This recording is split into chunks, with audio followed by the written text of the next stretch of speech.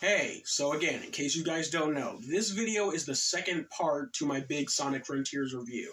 The first part I already have uploaded. It's me talking about the gameplay, the bosses, the music, all that kind of stuff. This video in particular is me talking about the story, the final boss, and everything, my overall rounded thoughts on the entire game. So if you please just be so kind to check out that first part before coming over to this one, just so you guys can see how I feel about the entire game as a whole. And with that said, on with the video. So, the story of Sonic Frontiers kind of brings the Sonic series back to its roots of having a more serious story and character-driven narrative, as opposed to the Saturday morning cartoon vibes we've had as of late. And let's be honest, that's more of an insult to Saturday morning cartoons. Like Sonic Colors, a simplistic plot brought down by its awful portrayals on the main characters and corny dialogue, the straight-up non-existent plot of Sonic Generations, the confused mess that was Sonic Lost World, and the even more confused mess that was Sonic Forces. Leading up to the game's release, the story was something I had the utmost amount of faith in that it'd be good, because renowned comic book writer Ian Flynn had his hand in writing it. Not necessarily penning the entire thing from scratch, but working with the dialogue for the English script. With his run in the Sonic Archie comics and even the recent IDW comics, and the serious tone it looked like it was going for, my expectations for a good story were through the stratosphere, and I thought the story would be the best to grace the franchise. And I was incorrect. Don't get me wrong, the story is still amazing, but it ain't perfect. The somber and serious tone was a really great way to go for this game, because the story and by proxy the characters all feel like it has a general importance. Like it's not just thrown together haphazardly for the sake of it. Like there was genuine care for the character work that was put into this. There's even a surprising level of heavy thematic elements like life, death, and remembrance that I was taken aback by. I never expected a Sonic game to get this deep, especially coming off the back of what we have for the past 10 years. It ain't anywhere near perfect, but the fact that a Sonic story still tackles this shit genuinely and pleasantly surprised me. But the story still ain't without a few hiccups. Firstly, its over-reliance on references. I'd like to go in depth with covering the story and its characters, but I really gotta get this off my chest first. This game's story is just super unfriendly to anyone who hasn't played Sonic before. It is packed to the brim with callbacks and references to previous titles, and as a longtime fan of the franchise, I'm eating this shit up. But most of this stuff I know is without a doubt gonna fly over general audiences' heads. The reason I'm thinking of this is because I know damn well a good chunk of people are buying this game off of the hype of the Sonic movies. And I just don't think this would be the right call for the game to have gone story-wise. It's crazy because in the IDW books, a recent complaint with a number of fans would be Ian Flynn and other head writer Evan Stanley would be the abundance of references, like certain characters saying song lyrics and stuff like that. I find it to be really cute and fun there because they're always super subtle. Well, sometimes. And I myself don't always catch on to the reference upon first reading them. But the references in this game get a little gratuitous. I'm feeling more like my old self. It's working. Keep going and don't keep me waiting. I'll be back before you can do a fortune card reading. See ya! Sonic? Shut the fuck up. Whatever assaulted the island sure packed a punch. That was on par with Dark Gaia, easy. Tails? Shut the fuck up. But together you stopped the Ark, overcame Neo Metal. Sage? Shut the fuck up. If we're gonna have Flynn on the stories, or at least the dialogue, I kinda hope he tones this kind of stuff down next time.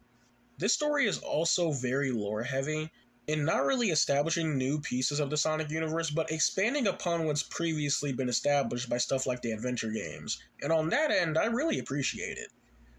It's just really neat to get further details and clarification on the history of stuff like Chaos or the Chaos Emeralds. In general, clarification on stuff that hasn't been touched on, but I am getting a bit ahead of myself. Now for the actual plot. Sonic Frontiers' story focuses on Sonic, Tails, and Amy venturing to the Starfall Islands to search for the Chaos Emerald since they've all mysteriously gathered here. They all get separated when flying through a wormhole, and it's up to Sonic to save his friends and escape the Starfall Islands whilst running into seemingly a new enemy, Sage. So the way the plot is generally structured is that Sonic goes through each of the Starfall Islands to save Tails, Amy, and Knuckles, with the first island, Chrono, centering on Amy. As far as characters and character interactions go, I think Amy, along with a certain someone, kinda has the least to do.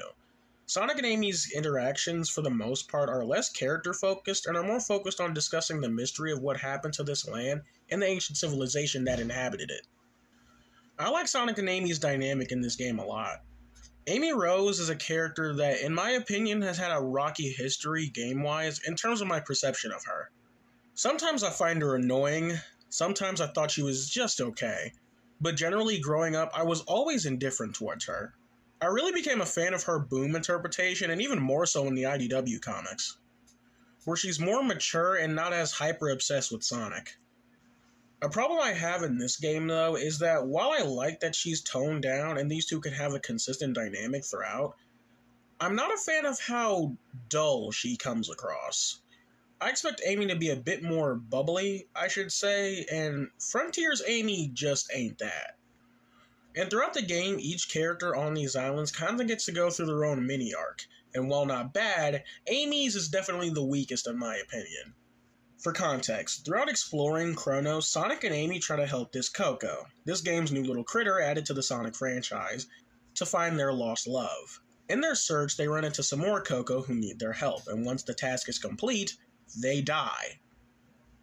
No, like, I'm not exaggerating, they literally die. The rest of the Coco pay no mind, and eventually Sonic and Amy continue on to help their Coco.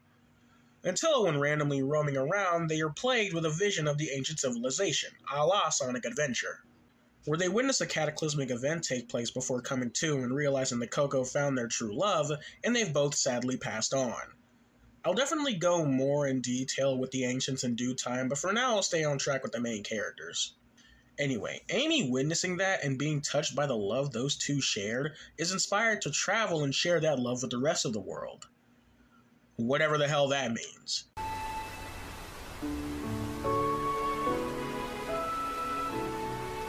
I'm not sure what happened, but I know what I saw. A love that transcended time. I believe in our power. When this is over, I want to share that love with the world, even though it may take us far apart.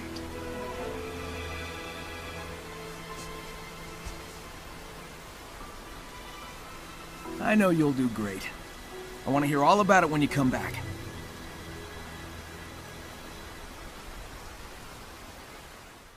This is definitely in character for Amy, but the direction that she chooses to go is a bit too vague and comes across as a bit odd in my opinion. Anyway, with exploring Chronos, defeating the Titans, Sonic ventures off to Ares Island to search for the rest of his friends. After making his way to the sand-scarred island, Sonic is shot down and loses the emeralds. Eventually making his way across the island, he finds Knuckles, who you may notice wasn't present with Sonic, Tails, and Amy when they arrived at the islands. Well, how exactly did Knux wind up in this mess? Well, you gotta check out the Sonic Frontiers prologue animation Divergence for the full context. Alright, look, if you've seen my Sonic Movie 2 video, you already know why this kind of thing irritates me, but oh my fuck. The animation, the music, the voice acting, and direction was so goddamn good. And they at least planned this out enough to acknowledge the prequel animation's existence. What are you doing so far from home? I was investigating some strange ruins when I was transported here, then got trapped. Anyway, getting back to the game. As far as characterization as a whole, Knuckles was just on a roll in the year of 2022.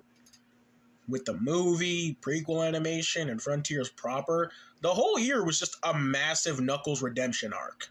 Gone are the days of Knuckles being portrayed as a bumbling dumbass, even though I love and adore Boom Knuckles. His knowledge of ancient architecture and old civilizations in general isn't utilized that much in other games, and it's really cool to see them in full force here. This game also gives us a great peek behind the curtain on Knuckles' character, specifically in regards to him being the last Echidna alive. This hasn't been a factor in Knuckles' character since Sonic Adventure 1, and seeing him straight up depressed when finding out the roots of his home come back here is fucking heartbreaking. And this scene shared between him and Sonic was one of the best scenes shared with the two in the franchise.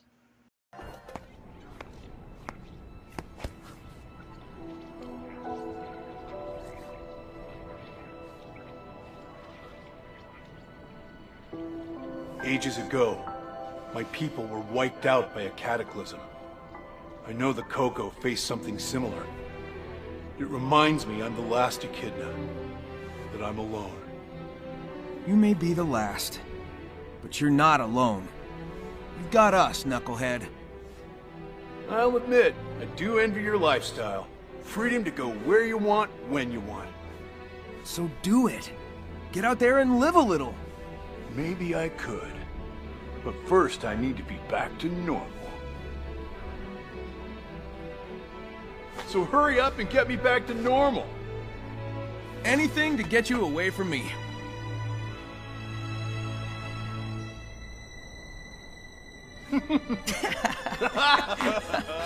Quick side note, in the scene where Nux realizes these structures are similar to the ones from his home, he has this out of nowhere flashback to Sonic 3K, which isn't bad, but it confused the shit out of me because it's the moment he and Sonic first met.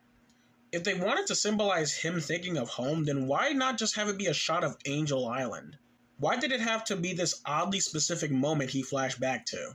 Anyway, speaking of which, along the ends of character interactions, the interactions between Sonic and Knuckles are without a doubt the best in this game, and the best their dynamic has been portrayed in a while. I love seeing these two dumbasses butt heads, and they bounce off of each other perfectly. The rivalry and yet camaraderie between the two is absolute perfection. And is it just me, or are they a little...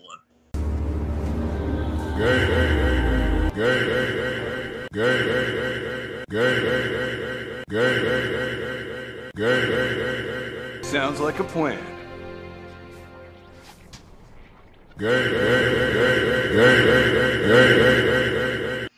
I'm not even a part of the shipping crowd, but the writers and especially the animators knew what they were doing with this shit. Anyways, the bulk of the interactions with Sonic and Knuckles is again further exploring the mysteries of the Ancients, which I will definitely get into, but as a whole, Knuckles' characterization as well as his dynamic with Sonic was outstanding. So after getting the Emeralds, defeating the Titan, Sonic makes his way to the Molten Chaos Island, where he is once again shot down and journeys on to find Tails. And this is definitely where a major highlight in the story takes place. Any longtime fan will tell you that the way the games have been treating our two-tailed fox boy has been, without sugarcoating, extremely problematic. From making him a whiny little bitch in Lost World, to an even whinier little bitch in Sonic Forces. We've been getting back on track with the comics and the movie, but now it was the game's turn to prove themselves. And how did they do it? Come on, you already know it's good. From the second Tails was released, anybody who's read any of Ian Flynn's previous work with these guys can immediately tell that these are his Sonic and Tails. Like, he always writes their dynamic very well, to where it's very apparent that these two and their bond has had years of history. And the way he allows them to bounce off of each other is a highlight in almost any scenario. Like, even before Sonic gets here, he expresses how worried he is about Tails, and Tails is rushing in to Sonic's aid when he sees him hurt is amazing. And even Sonic's refusal to show that pain to Tails so he doesn't worry is just fucking gold. Tails' character as a whole was just handled so well here. With Tails trying to help his Coco find their hero, it reminds him of how useless he was during the war in Sonic Forces. And it leads to probably the heaviest scene between the two.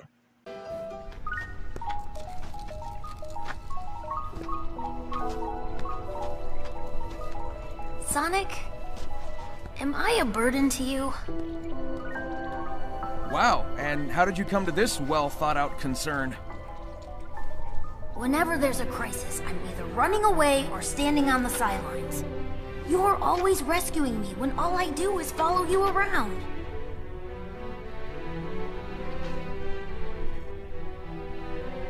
Hey, who was it who stopped Eggman from blowing up Station Square, huh?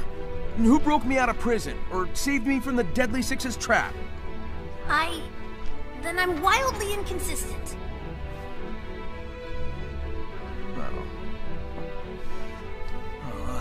Dude, relax. You've got brains like Eggman, speed like me, and can fly with your butt. It's okay if you still need help sometimes. That's just part of growing up. did you get to be so insightful? I have my moments.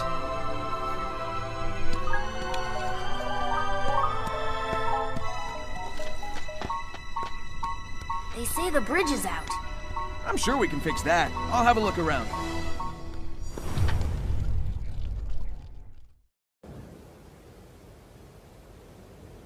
Now I'll be honest, when this cutscene first came up, I felt a little iffy about it.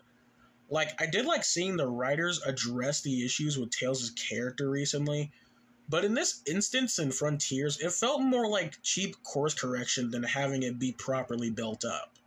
Because before this moment, Tails feeling like a burden didn't have a huge place in the story beforehand. But those are my thoughts when I first watched it. When I ran through the game a second time, I learned to further appreciate it more. What felt like cheap course correction at first, I appreciated for being another deep dive into a character that really needed it. Like when I heard Flynn was attached to the story, I kinda expected them to flat out ignore all the character flaws Tails had previously. Kinda like how he handled it in the IDW comics. But I respect their decision in not only acknowledging Tails' shortcomings as far as writing goes, and uses it to develop him further. While Tails is quite capable, he felt that he's, in his own words, wildly inconsistent. But that's okay. Everyone takes a fall from grace. Sometimes we regress, and that's fine. It doesn't mean we're lost, it just means that we can learn to better ourselves, and I adore that message here. Tell him, Charles. Just because someone stumbles, loses their way, it doesn't mean they're lost forever. It would have been so easy to simply act like these instances of Tails being out of character didn't happen and just bring him back to how we know him. But I respect the hell out of them to not only acknowledge it, but use it to better his character. And to contrast one of the heavier scenes between the two, we have what is without a doubt the most heartwarming scene between the two. Hey, little bro. Feeling better? Yeah. This whole experience gave me a kind of clarity. When this is all over, I think I need to go it alone for a while. I can't grow into my full potential if I always fall back on you. If that's okay. You're free to go your own way. I guess you just grew up on me a little faster than I expected. Are you saying I outpaced you? Yeah, don't push it. It's gonna take some getting used to, but here's to you reaching new heights, partner.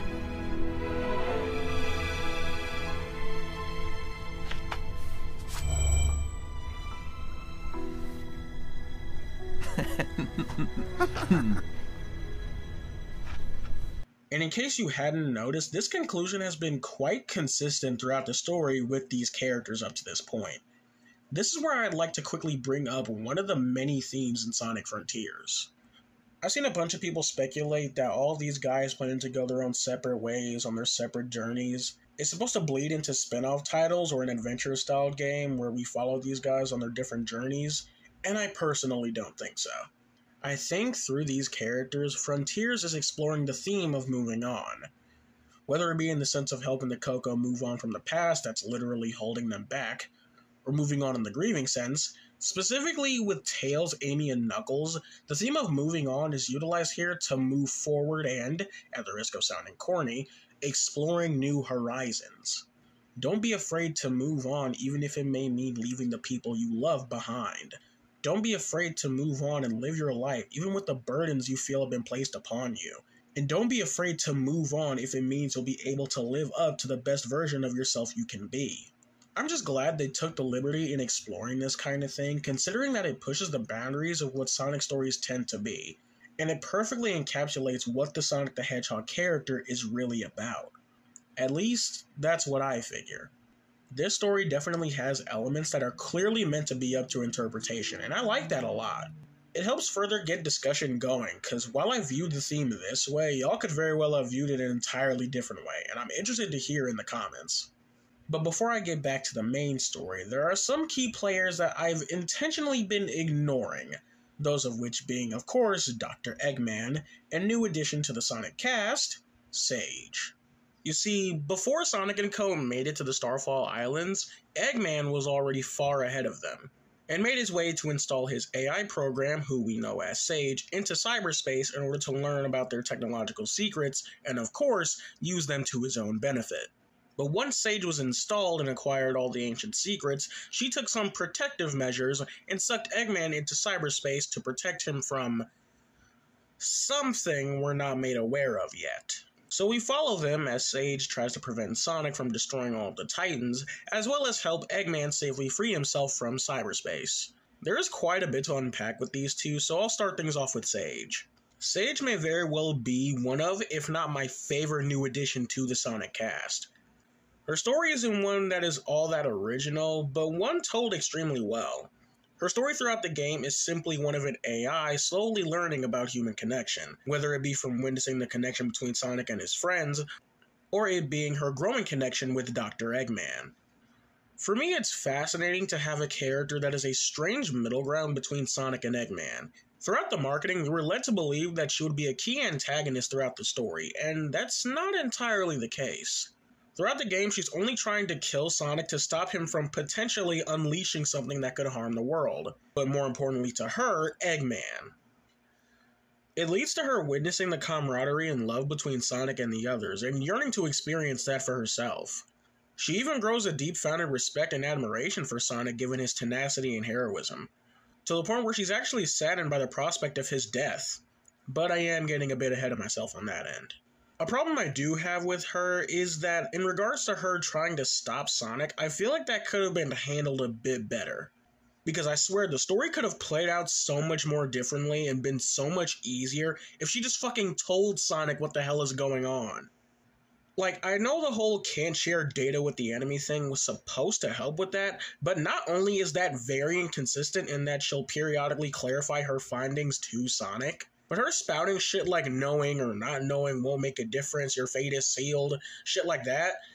Okay, so why the fuck won't you tell me anything if nothing will change? The writers, I think, just wrote themselves into a corner on that end, but that's neither here or there.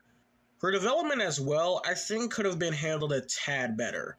I love her story in the game as a whole, but her development takes a very strange turn on Chaos Island. Remember the conversation Sonic and Tails had about Tails leaving out on his own? Well, Sage was listening in on it and becomes so overwhelmed by the two's brotherly bond that she has this flashback montage with this really weird baby music in the background, and she changes color for some reason. Like, first off, one of the cutscenes she flashes back to has to have been misplaced, because it was a cutscene that happened mere minutes ago. And I feel like it would have fit better somewhere closer to the beginning, like Kronos Island, because the placement of it just feels so weird. We go from normal cutscene with her and Eggman, and then cut to this one which shows him randomly outside of his Eggmobile about to be gunned down, and it's just very strange. Second, I don't really understand the symbolism of her changing color. I'm sorry, I'm just very lost on that. And this scene in general was just very weird. I wasn't sure how I was meant to feel when it happened, and even after playing it multiple times, I still don't. Well, that strange piece of development aside, remember a moment ago when I said that Sage serves as a strange middle ground between Sonic and Eggman? That's because while she has a clear admiration for Sonic, unlike some of his past creations, she is still undoubtedly loyal to Eggman, to the point of building a special connection of their own. But before getting further into that, let's talk about old Eggy real quick. So, Eggman doesn't have that large of a role in the overall story, but from the little he is, he's written and portrayed very well. He's of course the maniacal mad doctor we all know and love, but through his story with Sage, we get a more human element that I feel hasn't been very present since, I feel, Sonic Adventure 2. I generally love when Ian Flynn writes Eggman. He's been very vocal about Eggman being one of his favorite characters to write for, and you can definitely tell. Considering whenever he's at the helm, he does a great job at slightly peeling back the layers of Eggman and getting deeper and interesting looks into his mindset, and it's really interesting. You speak of him with respect as often as you curse him. I do not understand. Oh, I hate that hedgehog. That doesn't change the fact that he is a formidable adversary. I respect him, but I don't have to like him. With Eggman trapped in cyberspace, he records these egg memos that you can collect through fishing with Big the Cat.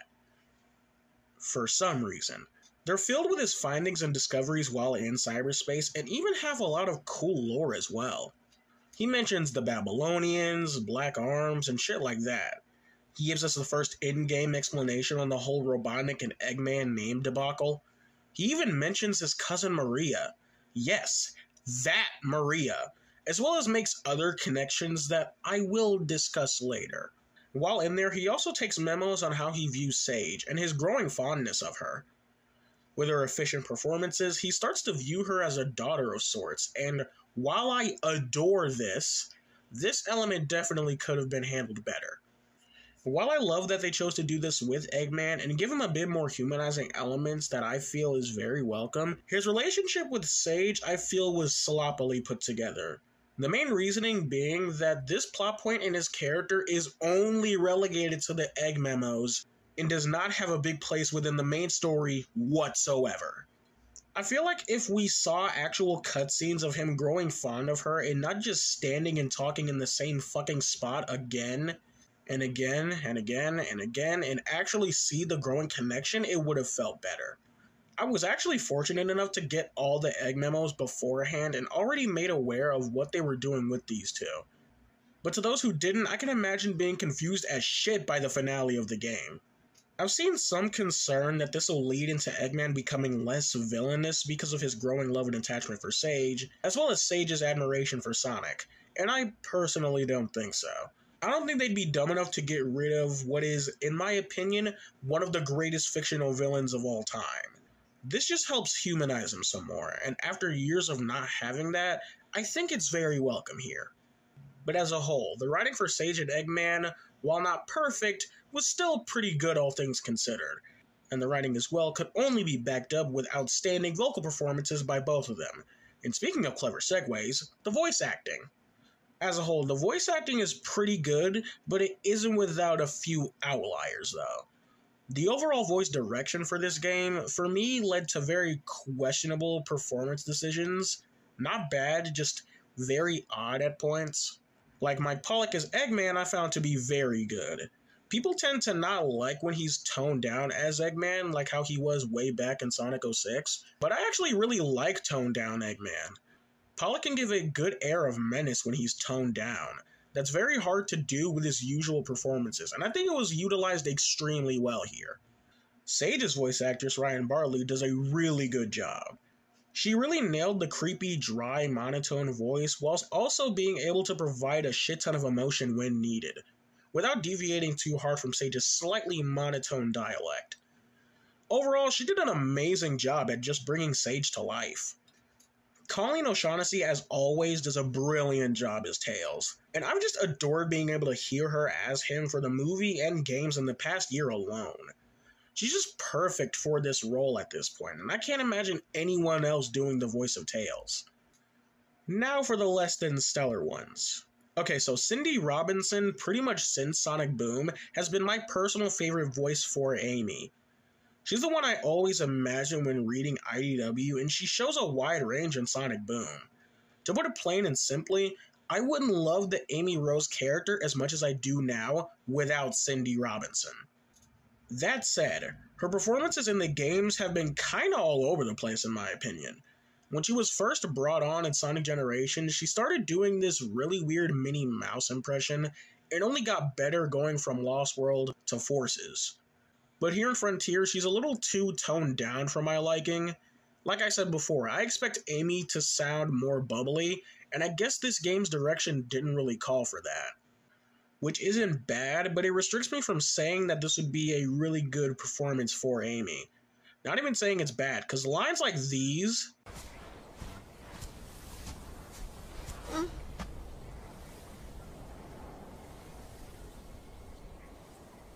They were reunited, right before the end.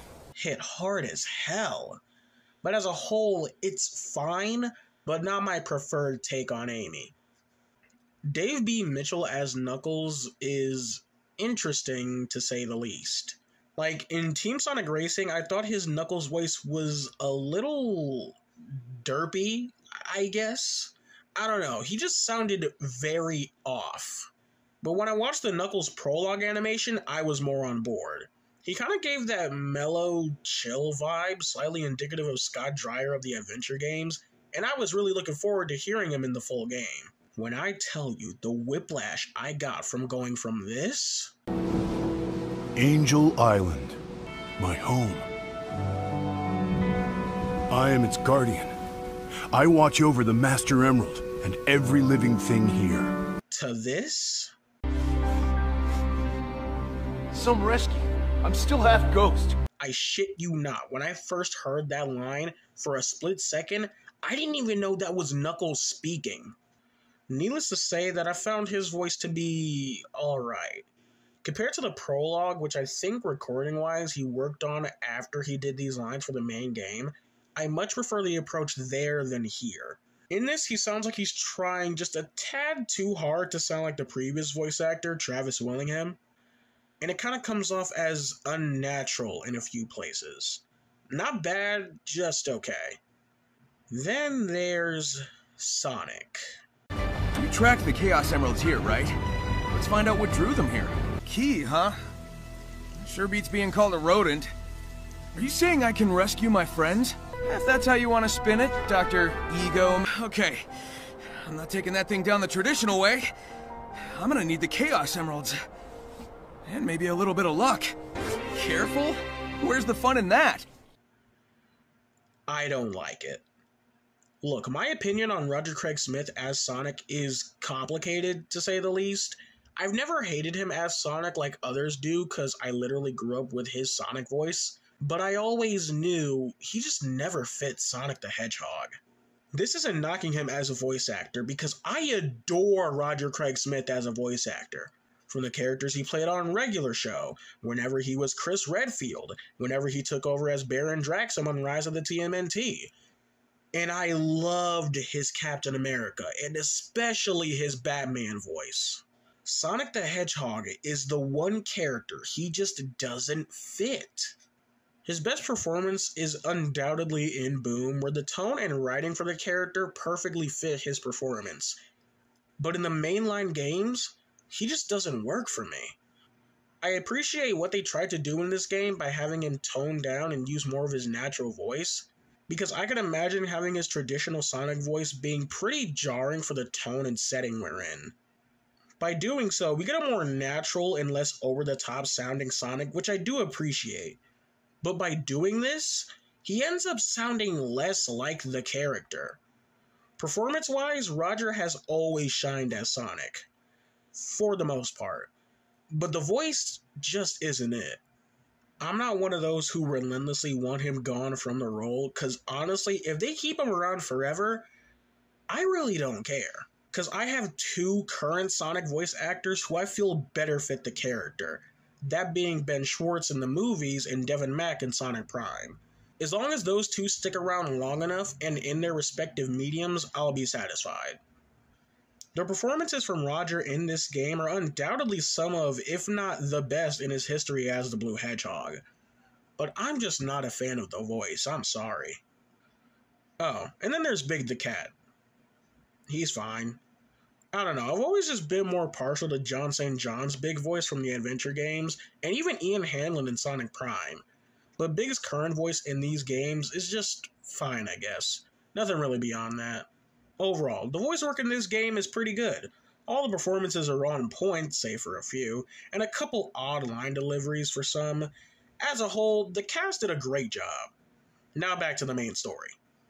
With Sonic defeating the Knight, he makes his way over to Rhea Island, and for some reason doesn't have the Chaos Emeralds. I guess we're meant to assume he just got shot down like the previous times, but it's just kinda weird to jump cut to Sonic and Tails on this 4th island. Anyway, before he can fully set his friends free, he must destroy the 6 towers in order to tear down the walls between dimensions. This is pretty much just lore dump the island, where each time Sonic shuts down a tower, we get a flashback detailing the history of the Ancients. We find that the Ancients were an alien race that got chased off of their home planet by an entity the game refers to as the End. It's also where we make the discovery that the Chaos Emeralds aren't native to Earth and are from the Ancients' home planet, which I've seen a bit of pushback against, but in my opinion, with all these different alien races across these different pieces of media being fully aware of the Chaos Emerald's power, it makes sense, at least to me, that they'd have an extraterrestrial origin. Sure, it may take away some of the mysticism surrounding the Emeralds, but considering how much of an impact the Emeralds have had on the planet showcased in games like Sonic Unleashed, I don't really think this revelation contradicts too much, or ruins anything pertaining to the Emeralds, but that's just my opinion. Anyway, the reason the Ancients made it to Earth in the first place is because the Emeralds led them there, because they were being called to by the Master Emerald, which is something I would have preferred they went more in detail on, because it's kind of confusing on how the Master and Chaos Emeralds are connected, but as of right now, don't share the same origin. I guess they did it to further build a mystery around the Emeralds, but it doesn't really build mystery or intrigue as much as it does just confuse the hell out of me. The Ancients make their new home on Earth being the Starfall Islands, where we cut back to the vision Sonic and Co. witnessed, seeing that Kronos must have been their farmland, Ares is where they held their defensive measures, and Chaos is where they held their offensive measures. Unfortunately, they could not live in peace for long, seeing as the End has followed them here and intends to wipe out the entire planet. The Ancients then create the Titans, powered by the Chaos Emeralds, to fight off the End, with one of them telling the other if their plans were to go awry, they should take the Chaos and Master Emeralds and take them to a secure location. Longtime fans may be able to piece together what that leads to, but we'll keep going. 4 of the Ancients go off to fight the End, and one of them devises a plan to seal the End within their Titan and seal them both in cyberspace. And the other 3 presumably go off to fight something, and then I guess die? Seriously, the presentation on a lot of this shit is very weird, because I thought the End was sealed in cyberspace with the other Titan, but if that's the case, what the hell are the other 3 flying off to fight? With all that we can piece together, the End still managed to wipe out the Ancients, and their spirits now reside in the Coco, which were Lucky Charms embedded in their chests. But something interesting I wanted to bring attention to is the Ancients' connection to Chaos. So remember a second ago when I mentioned the small group that took the Chaos and Master Emeralds to a secure location? Needless to say that it's likely to be Angel Island, which is likely why the ruins are so familiar to Knuckles. But something that's odd is that in Dr. Eggman's Egg Memos, it's insinuated that the last remaining Ancients that went to Angel Island, due to long exposure to the Master Emerald, somehow devolved into what we know as the Chow. Which perfectly lines up with why these guys have such a strong resemblance to Chaos, who in fact was a Chow that got mutated due to overexposure to the Master Emerald. I really love the lore additions this game adds, but I gotta say that the notion that these highly intelligent beings being morphed into what are essentially pets in the Sonic world is so fucking weird to me.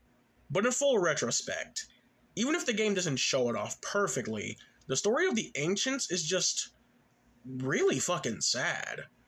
Like, it ain't like the echidnas who kinda had it coming. All these people did was exist, and they were made a target by this thing as it relentlessly hunts them down, and now their spirits are being held back by these charms as they relive the moments before their extinction over and over and over again, and it's just really fucking heavy. Okay, moving away from that. So, something I have kinda avoided mentioning throughout the story is that as Sonic continuously has been absorbing the cyber energy every time he saves one of his friends, he's being corrupted by it. The reason I bring this up now is because at this point, it's starting to take a severe toll on him, giving us a Sonic who we've never seen struggle this much mainline game-wise. So, with our hero on the brink of death, pushing himself beyond his limits, what cool and creative story beat will come out of this intense subplot? Abso-fucking-lutely nothing. They literally don't do jack shit with this story beat and resolve it with the tried and true power of friendship. And it's resolved immediately, and it's just fucking lame. Sonic, we're even after this. Ha! Knuckles? Shut the fuck up. This is the point where the story takes a nosedive, because not only does the resolution of the correction subplot feel rushed as hell, the ending as a whole is a freaking travesty. Like, something else I haven't mentioned is that there's been this ominous Sky voice that has been guiding Sonic to destroy the Titans, and instructing him to tear down the walls between dimensions and free his friends. Surprise, surprise, it turns out the Sky voice is the main villain and is in fact the End, trying to escape and wreak havoc on the world. This is where the strange presentation I was talking about comes in full force, as I don't know what the hell the End even is. Like, the game does a shit job at presenting what the fuck it is before the big final boss. So while I'm running around and doing bullshit to prepare for a fight against something, I don't even know what it is. Sage devises that the only way for them to win against the End would be for Eggman to make a temporary alliance with Sonic to find the Chaos Emeralds. And by which I mean Sonic will do all the work, and Eggman will find the final one so Sonic can fight the final Titan, Supreme. This boss sucks. No matter how little you upgrade, you'll be slicing through this motherfucker like butter. It don't help that the design is just a lame Giganto reskin either. The theme that accompanies this boss is the game's main theme, I'm Here, which we've already discussed as a banger of a song. But you'll barely be able to enjoy it in the fight because as soon as the lyrics kick in, you'll have already kicked its white ass and it's fucking over. Even Sonic's underwhelmed.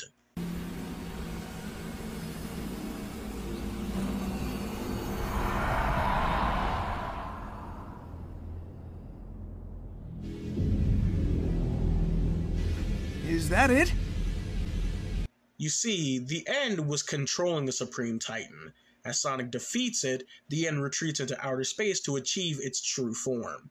Sage, saddened at the prospect of leaving her father behind, reluctantly opts to take control of the Supreme Titan to help Sonic deal with the End once and for all. Side note, I really gotta commemorate the voice acting in this game again. You can just hear how heartbroken Eggman is at Sage's request. All we did was chase it out of its shell. It's retreating into space to regain its true form. Even Supersonic won't be able to stop it. I know what I must do. I must leave you. I understand. Go. Fulfill your function.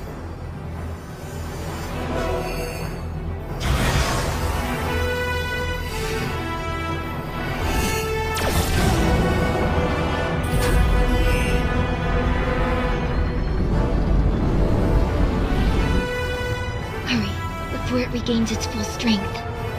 Ladies first.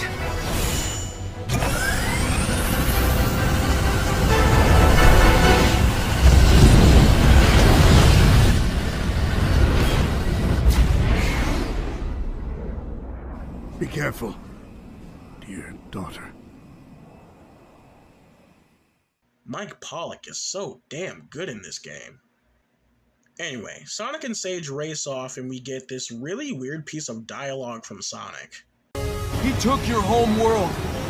He took your lives. Are you going to let him do it all over again? I need your help. We can end this. Please. Sonic, who are you talking to? Last I checked, it was the glitch bitch controlling the Titan, not anyone else. Regardless, we are then met face to face with the End. And I still don't know what the fuck this thing is. Seriously, is it some type of god? Is it a sentient moon or a planet? What the fuck am I fighting here? So here we are, the final encounter. The bosses in this game have been some of the coolest to face the franchise, and even though there was a little hiccup with Supreme, I'm still interested to see how they decide to end this game off with a Galaga Bullet Hell. A Galaga Bullet Hell. What in the actual ass am I witnessing right now? Look, I wouldn't even say this boss is bad. Well, except for the part where the motherfucker straight up doesn't take any damage for some bullshit reason. But other than that, in a vacuum, this is pretty damn fun. But coming off the back of the absolute badass showcase that were the previous battles, to a fucking moon with a pea shooter, is a pretty big letdown. The end is also talking a lot of shit with a monologue, and it ain't really bad, but you can barely hear them because of the fucking music blaring in the background. In fact, let's briefly talk about the end. So, the Sonic series has a very big repertoire when it comes to big villains. Mephiles, Neo-Metal, Chaos, etc. So, with that said, how does the end measure up against some of the franchise's most iconic antagonists? The end is such a non-character, it's not even funny. Like, it literally has no place in the story up until the reveal, and considering the game fails to explain what it even is beyond disappointing. Like, the game's director, Morio Kishimoto, has come out to say that the end is supposed to reflect this death or Grim Reaper kind of figure, that takes a different form depending on who's looking at it, meant to reflect what they perceive as death itself. That sounds cool as hell, but I'm willing to bet my left ass cheek that you wouldn't have known that shit unless I didn't just tell you. If that was the intent from the very beginning, then unfortunately they failed in delivering that message to us. What's crazy is that the end is literally the catalyst to the whole story. It's the reason Sonic is doing all the shit that he's doing. So why not, I don't know, give the end and Sonic some dialogue? Like in the monologue during the final boss, the end talks about them analyzing Sonic's character and views his tenacity as idiotic and futile. So why not have the end and Sonic have small back and forths throughout the game on why he does the shit that he does? I don't know, just something to make the end more of a legitimate character, because this is ridiculous. Okay, the end is a major non-character. We get it. But what about the music? The music for the final boss is called I'm With You, and to put it plain and simply, it's fucking beautiful.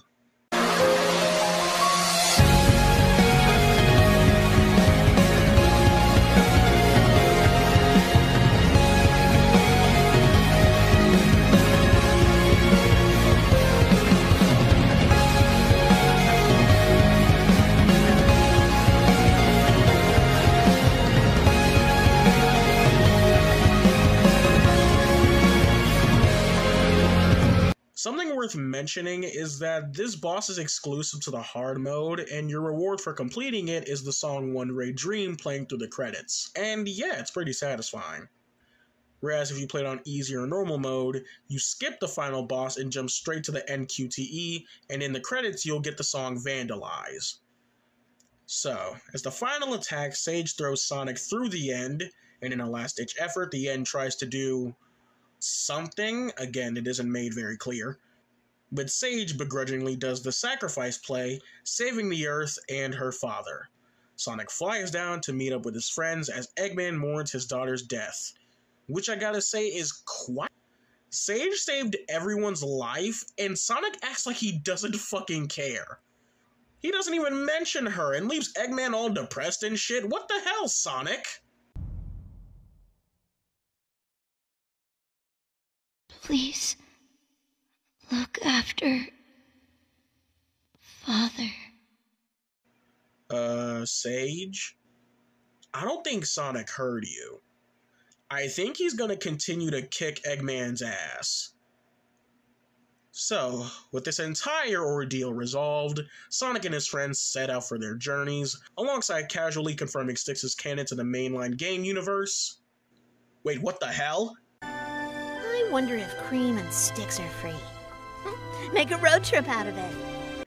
And a post-credit scene confirming that Sage will return in some capacity, and with that, we have Sonic Frontiers.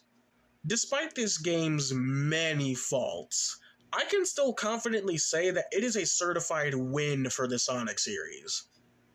It's weird, because some of the issues I have somehow find a weird workaround in the end. Boring as hell puzzles? There are plenty to where it's not a massive issue. The story had a shitty ending and an overabundance of references. The character writing and portrayals are the best they've been in a long time. Absolutely no post-game content? Seriously, you couldn't have given us like a new game plus or something? Because after the main story, there's literally nothing left to do. I feel like having more Coco variations alongside the Elder and the Hermit as NPCs, along with more minigames, could have circumvented this issue. But that aside, the journey I had throughout the game was so fun and so addicting that I have no problem running through it over and over and over again. Like, the fact I've played this game close to 10 to 12 times and have yet to get sick of it and intend to play it more when this video is out should say a lot. This game is still very messy, without a doubt. Lots of visual and graphics issues, some story moments being very questionable, with overall voice direction that can range from really good to meh, gameplay choices that didn't feel as fully realized as they could have been, crossed with really strange design choices and an ending that feels dragged on and rushed at the same time. But I still love the hell out of it. This game still managed to pull it off, despite being rough around the edges.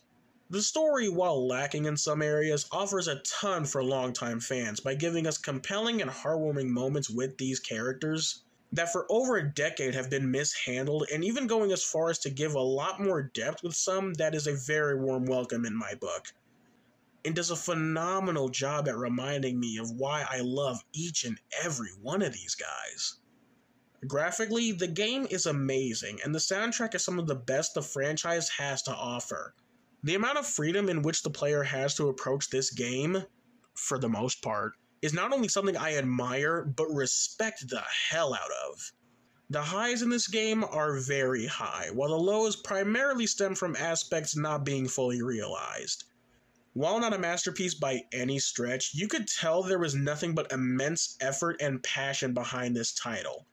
And while execution could have been better, this is still, without a doubt, a worthwhile title for the Sonic series, and has for the first time in a long time left me hopeful for the Blue Hedgehog's future. Okay, I think that's all I had to say. So, if you agree or disagree with anything I said in this video, let me know right down there in the comments below. Also be sure to like and subscribe. This is Darren of GMU Productions, and take care.